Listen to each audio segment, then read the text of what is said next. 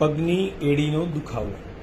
ગરમ પાણીમાં 1-2 ચમચી નમક અથવા બોરિક પાવડર નાખી તેમાં પગની એડી સવાર સાંજ રાખી મૂકવી, અથવા આ પાણીમાં પગ રાખ્યા પછી બંને પગના આગલા પંજાના આંગળા પર શરીરનું બધું જ વજન મૂકી એડીનો ભાગ ધરતીથી નીચો રાખીને ચાલવાની પ્રેક્ટિસ કરવી.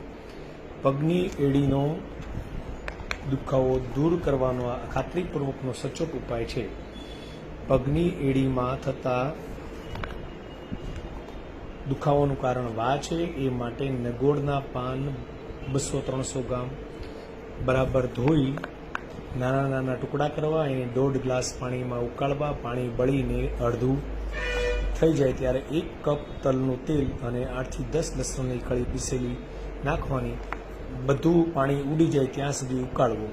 તૈયાર થયેલા તેલને કપડાથી ગાળી બોટલમાં ભરી લેવું. રાત્રે સૂવાના સમયે સહેજ ગરમ પાણીમાં પગ બોળી રાખવા. 15-20 મિનિટ બાદ કપડાથી પગ લૂછી પગની એડી પર તલનું તેલ હળવા હાથે માલિશ કરવું. એકાદ માસ નિયમિત પ્રમાણે આ પ્રયોગ કરવાથી એડીનો દુખાવો દૂર થશે.